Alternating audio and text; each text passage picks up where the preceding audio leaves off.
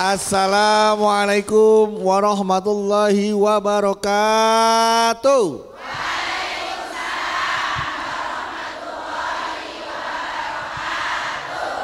Alhamdulillahi rabbil alamin. Wassalatu wassalamu ala asrafil anbiya mursalin wa ala alihi wa sahbihi ajmain, amma ba'du.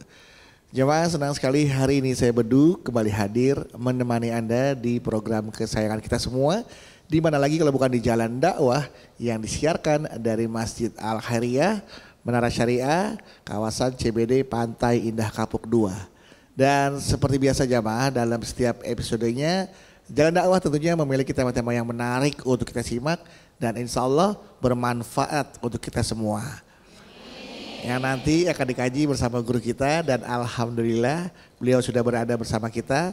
Langsung saja kita sapa, sudah ada Ustadz Abi Gifran. Assalamualaikum Abi. Waalaikumsalam warahmatullahi wabarakatuh. Sehat Abi ya? Sehat alhamdulillah. Alhamdulillah. Abang hari ini kayaknya cerah bener nih. Cerah Abi. Iya, ada apa? Bagaimana kita nggak cerah karena kita kedatangan calon-calon bidadari surga. Masya Allah. Ini kita sapa dulu dari mana? Iya coba. Langsung saja Masya kita akan Allah. sapa jamaah yang hadir. Sudah hadir dari Majelis Taklim Al-Barokah Dramaga Bogor, Majelis Taklim Asyarina Bogor, Majelis Taklim At-Taqwa Brondong Bogor, Lamongan. Di Lamongan banyak brondong. Banyak ya? Waduh. Ganteng-ganteng. Ini brondong apa sih, jagung ya? Ayo. Majelis Taklim Al-Ihsan Paciran Lamongan, Majelis Taklim Tadarus Serang, Majelis Taklim Al-Istiqomah Banjarnegara. Assalamualaikum.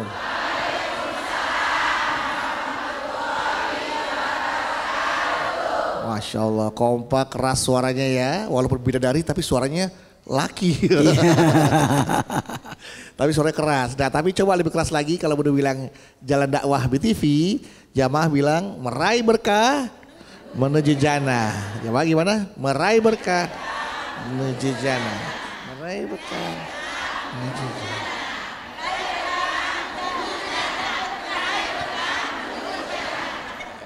Jamaah, kita ketemu lagi di Jalan Dakwah BTV. Meraih berkah.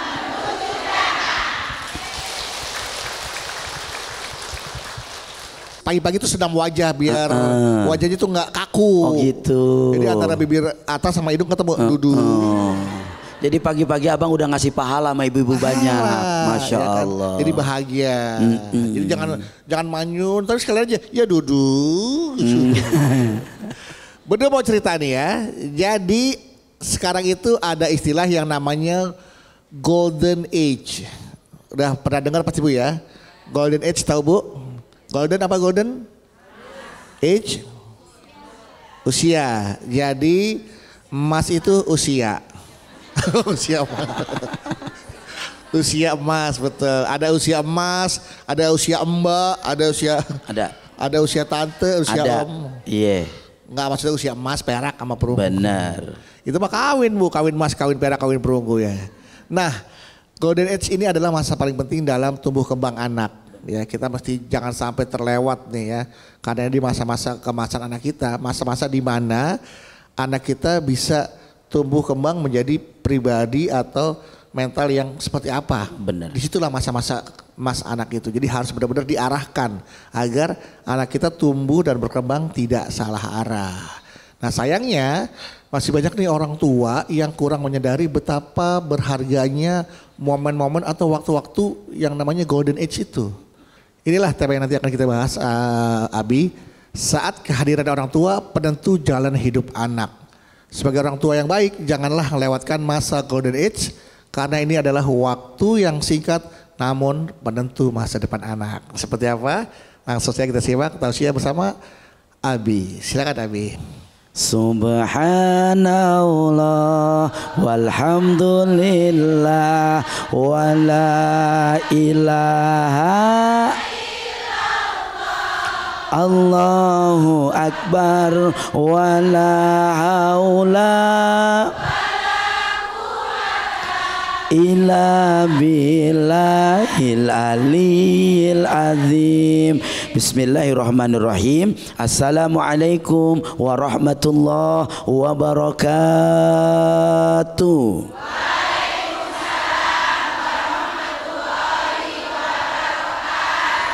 Bu, bu, alhamdulillah. Saat dimana momen golden age ini adalah sesuatu hal yang tidak datang dua kali, dan ini adalah satu hal yang selalu harus dimanfaatkan oleh kedua orang tua. Betul betul?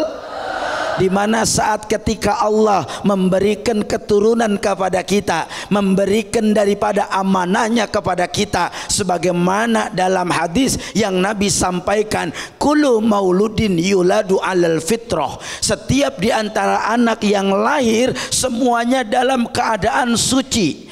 Untuk menjadikan anak itu bisa soleh tergantung dari pendidikan orang tuanya. Untuk menjadikan anak itu bisa memiliki rasa empati tergantung dari orang tuanya. Untuk menjadikan anak itu dia taat agama, punya pendidikan yang baik, terlebih akhlak yang baik, itu semua tergantung orang tua.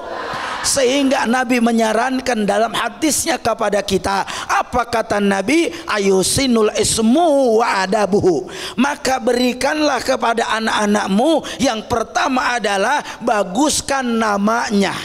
Kenapa harus bagus namanya? Karena ini akan berpengaruh kepada jalan hidupnya, akan berpengaruh kepada mentalnya, akan berpengaruh kepada kehidupan yang dia jalani. Kalau namanya baik, berharap ini jadi doa agar hidup anak itu pun jadi baik. Yang kedua adalah apa? Nabi mengingatkan kepada kita, ayusinul adabuhu, maka contohkanlah akhlak yang bagus kepada anak-anak kita. Mumpung di usia 0 sampai 5 tahun, ajarkanlah etika yang baik kepada mereka, ajarkanlah kelembutan kepada mereka, ajarkanlah kasih sayang kepada mereka, sehingganya momen itu tidak hilang begitu saja. Banyak di antara kita orang tua yang ketika sudah melahirkan, mereka hanya fokus mencari dunia, mereka hanya fokus dengan pekerjaannya, mereka hanya fokus dengan dunianya, lalu ada yang mereka lupakan apa? Kasih sayang terhadap anaknya. Betul apa betul?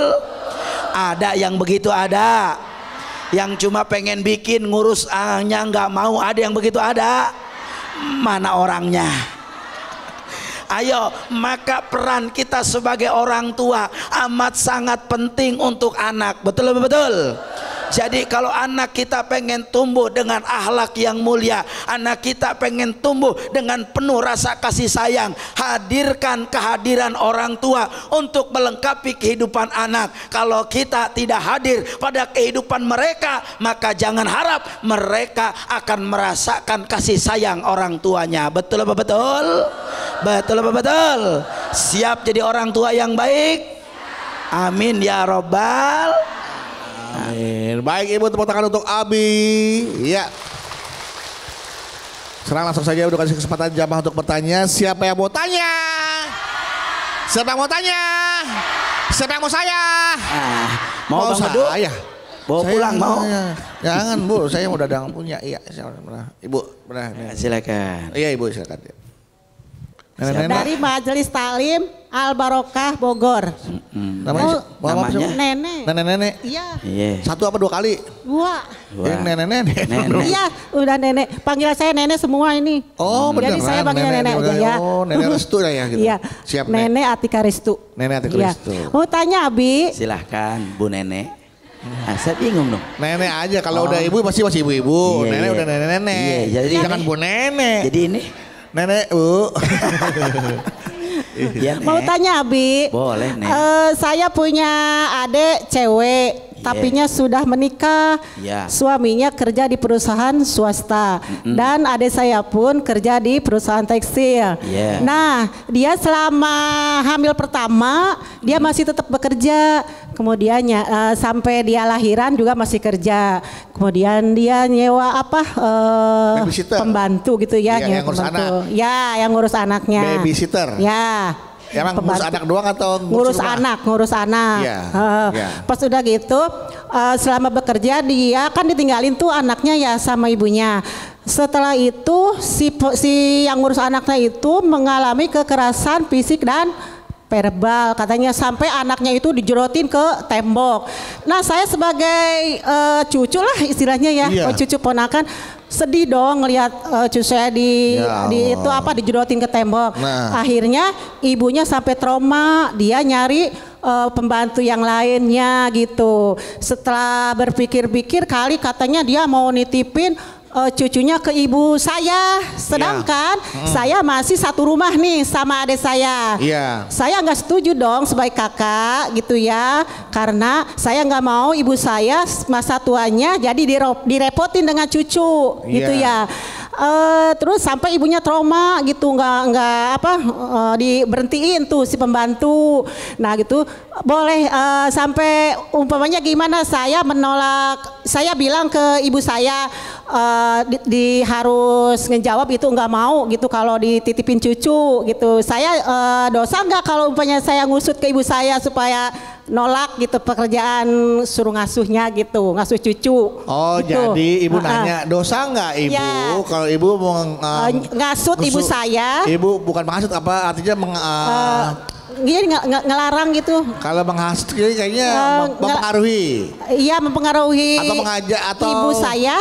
Minta kepada ibu. Iya supaya nggak ngasuh. Udahlah Bu, cucu. jangan ngasuh lah, ibu kan udah tua, repot. Iya, gitu. Biar masa tuanya nggak repot biar sama cucu. Ibu nggak repot gitu kan. Nah. Dosa nggak Abi kalau begitu. Terima kasih penjelasannya. Anaknya umur berapa sih Bu anaknya? Anaknya 5 tahun. 5 tahun. Iya. Ibu umur berapa? Saya 61. Ya Allah, ya Allah. 61 bener makanya. Nenek ini kan kakaknya. Cucunya betul, adik kakaknya Bu. Iya, cucu ponakan. Makanya dipanggil sudah Iya. Oke. Dosakah ibu minta kepada orang tua ibu jangan diurusin anak kakak? Kan mama sedangkan repot. saya aja bekerja gitu, bekerja berhenti. Takut nanti di rumah nggak ada yang ngawasin lah nggak ada yang ngawasin ibu dan nggak ada yang ngawasin cucu. Gak ada. Gitu kan? Ya, saya aja bekerja, kamu juga udah aja kerjanya berhenti supaya masa keemasannya anak kamu bisa itu usul ibu. Iya gitu. Ya intinya dosa enggak kalau saya ngasih itu sama ibu saya gitu supaya enggak ngasuh gitu. Iya. Terima kasih Abi, demikian penjelasannya. Sama Ibu. Assalamualaikum warahmatullahi wabarakatuh. Waalaikumsalam warahmatullahi wabarakatuh. Langsung kita tutup acara hari ini. Iya. Langsung jawab Abi. Langsung. Bu.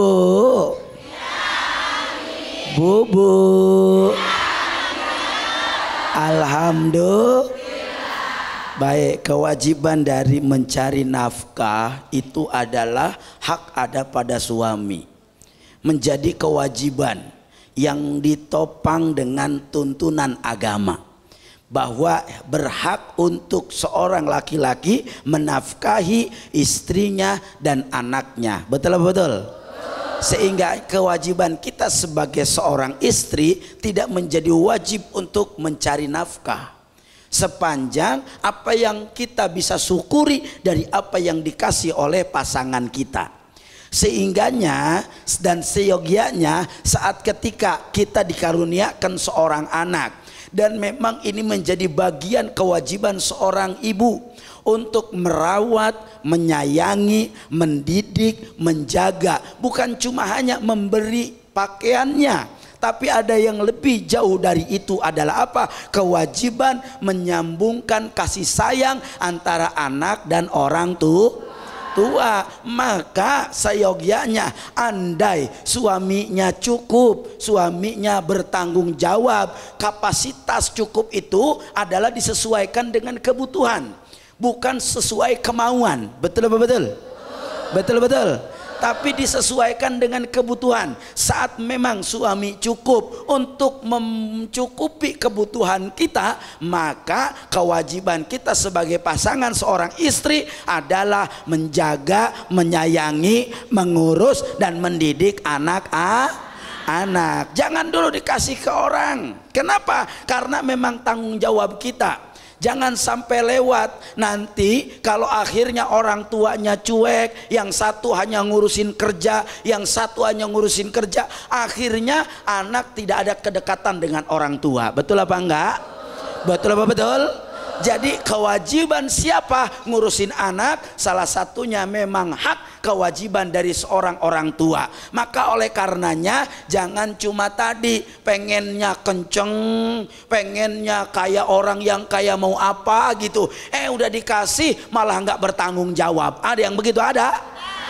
Mana orangnya? Saya. Ayo, maka kewajiban ini harus bagi tugas. Betul tidak? Ngobrol, Pak, udah deh, Mama akan resign aja. Anak ini butuh waktu yang tepat untuk diurusi oleh orang tua.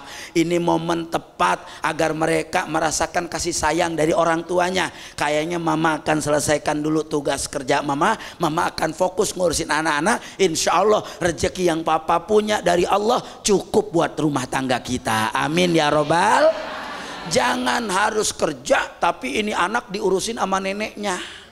Nenek mah biar enggak disuruh juga pasti sayang sama cucu. Bener apa enggak? Betul apa betul? Cuma kadang-kadang mantunya seenaknya. Ada yang begitu ada? Mana orangnya? Saya mah kerja, Bu. Ibu-ibu ya. Pasti sayang, tapi kewajiban ngurus daripada anak adalah orang tua.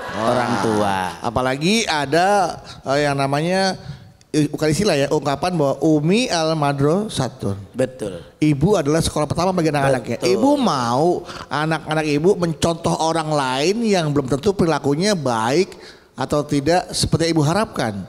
Ngomongnya nggak bener, ntar pas lagi ngasuh diputerin lagu-lagu yang nggak jelas, tiba-tiba anak ibu lagi statue kecil nyanyi lagi gitu.